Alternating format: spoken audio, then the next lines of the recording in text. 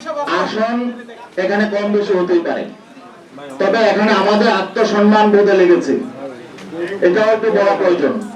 আসন সমঝোতায় সর্বপ্রথম আলোচনা শুরু হয়েছে 2 আমিরের, ডিসেম্বর 9 তারিখ আমিরে জামাত এবং আমাদের ইসলাম আন্দোলনের আমির পেশাব চরমাই দুইজন একান্তে বসেছিলেন। যেহেতু আপনি প্রশ্নটা করেছেন, এটা আসলে আমি এদিকে যেতে চাই নাই। প্রথম দিনই তিনি ইনসাল্ট করেছেন। আপনারা জানেন বিভিন্ন জরিপ প্রকাশ হয়। 9 ডিসেম্বর যেদিন তারা দুইজন বসেছিলেন, সেদিন প্রথম আলোতে একটা জরিপ প্রকাশ হয়েছিল। সেই জরিপ আপনারা দেখেছেন। সেই জরিপে প্রকাশ হয়েছিল যে বিএনপি কে চায় 65% মানুষ, জামাতে ইসলামকে চায় 25% মানুষ, আর সেখানে ইসলামী আন্দোলনেরও ছিল একটা, সেটা হলো 0.1% মানুষ। ঠিক আছে, ওই দিন বসার পরে আলোচনা শুরুতেই জামাতের আমির মোহতারাম তিনি আমাদের আমিরকে বললেন যে কি এই একটা প্রথম আলোতে একটা জরিপ এসেছে দেখেন। তাহলে এটার অর্থ কি? এটার অর্থ হলো যে তাকে ইনসাল্ট করা, যে আপনাদের তো কোনো পয়েন্টই নাই, মানে জনমতে আপনাদের কোনো কি নাই, কোনো 1%ও নাই।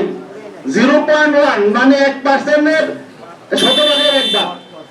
তো এটা হলো উনি ইনসাল্ট করে শুরু করেছে যাত্রা। সেদিনই মতো আমি আমাদেরকে বলেছেন যে তাদের কিন্তু মতলব ভালো নয়, তারা হয়তো আমাদেরকে সাথে বেইনসাফি করবে।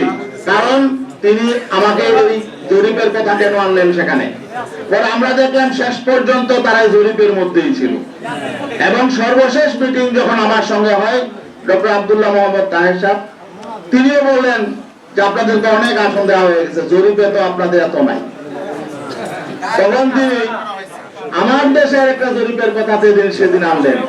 আপনারা জানেন আমার দেশে একটা জরিপ প্রকাশ হয়েছিল এবং সেটা হয়তো তারাই করেছে। যাই হোক, জরিপ কারা করেন আপনারাও জানেন, এগুলো পেড এজেন্সি থাকে, এনজিও থাকে, টাকা দিয়ে করা হয়। যাই হোক, এখানে ওই জরিপের ফলাফলটা রেজাল্টটা কি ছিল, যে সেখানে বিএনপি কে চায় 34% মানুষ, জামাতকে চায় 33% মানুষ, এনসিপি কে চায় 7% আর ইসলামী আন্দোলনকে চায় হলো 3% মানুষ।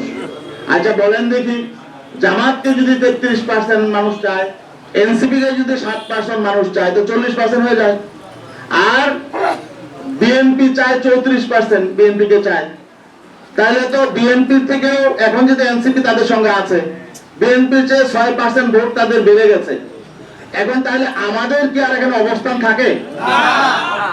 এখন তখন যখন তারা বলে জরিপে তো তা আসলে আপনাদের তেমন অবস্থান নেই, এখন তাহলে বোঝা গেল যে তারা যে আসন দিয়েছে এটা অনুগ্রহ করে দিয়েছে। কারো অনুগ্রহের পাত্র হয়ে রাজনীতি করতে চাই।